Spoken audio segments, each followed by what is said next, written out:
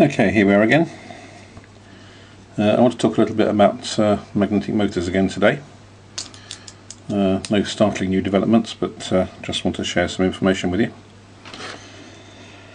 on the development of my particular magnetic motor. First of all, you may have seen elsewhere on the net the cheapest source of magnets has been explained.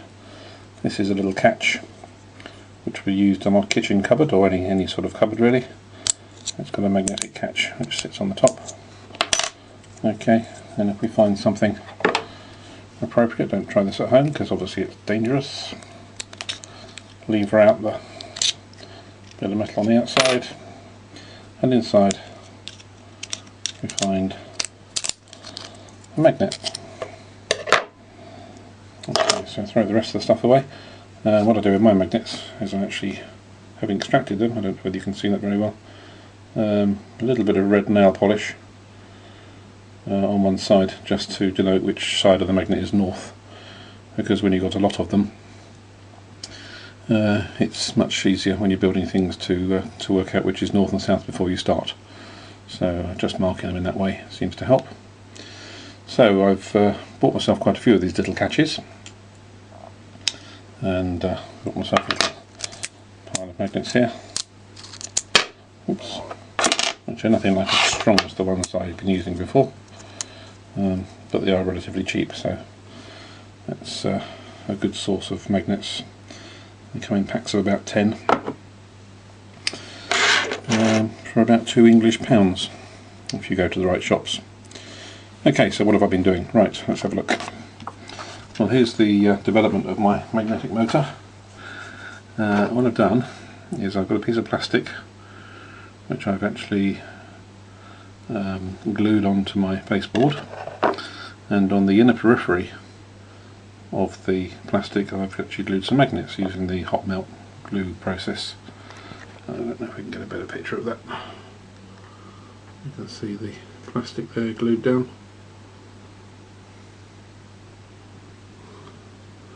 Okay, and there's the what's left of the CD drive, with the wires cut off just to prove that there's nothing left of it that might power it otherwise.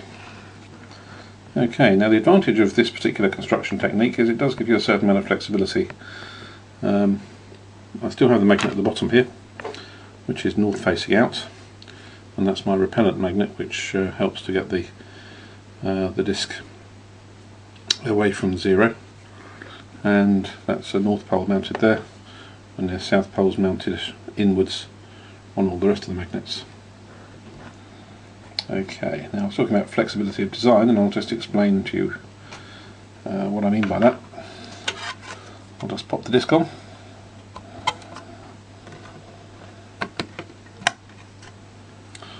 Okay, and you can see that the magnet at the bottom there is being repelled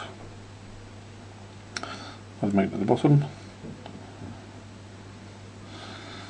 Now then, in terms of its stable position, this particular device at the moment has decided it wants to sit there. So what I can now do, because my plastic's relatively thin on the outside, is I can start adding magnets on the outside, which will stick to the magnet on the inside. And as I add magnets from my little pile,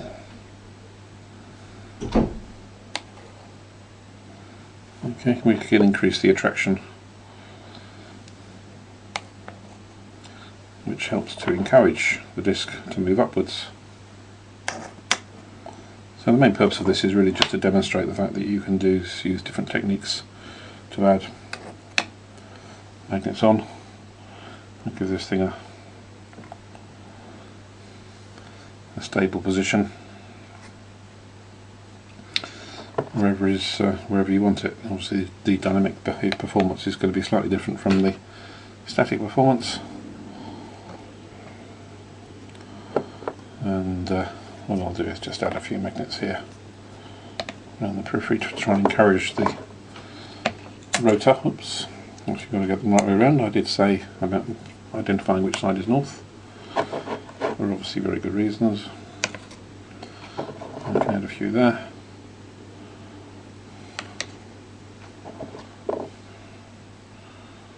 Okay, let's see if we can get this rotor moved up a little bit.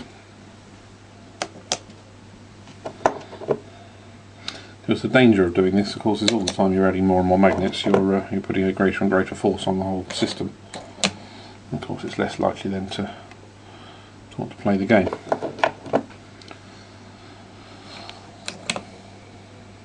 So that's helping it up through its centre point. Let's just add a few more on top here to try and encourage it.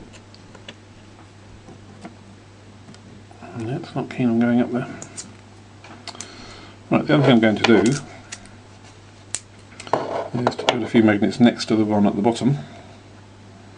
So I have my repelling force here. I'm going to try and distort the magnetic field. And this could be complete nonsense.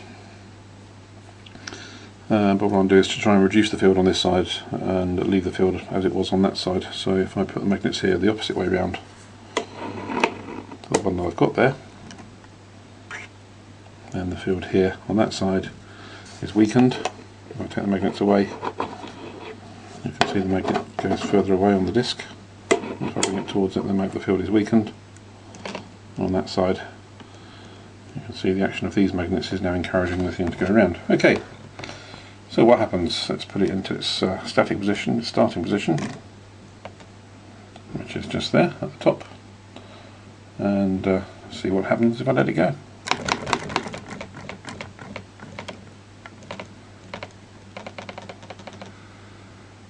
Yeah, not great, was it? So I've got another disc. Oops. Take this one off.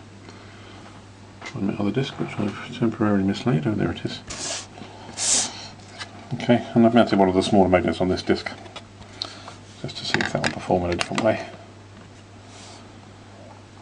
Okay, also it's a weaker magnet. I've mounted it more close to the centre as well, so it's basically got nothing going for it at all. It hasn't got enough attractive force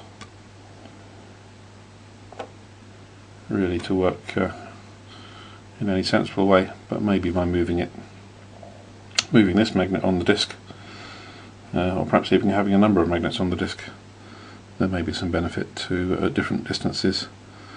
There may be a way of improving the flexibility of this whole system. And what I really wanted to do is to demonstrate the fact that you can have a fairly loose kind of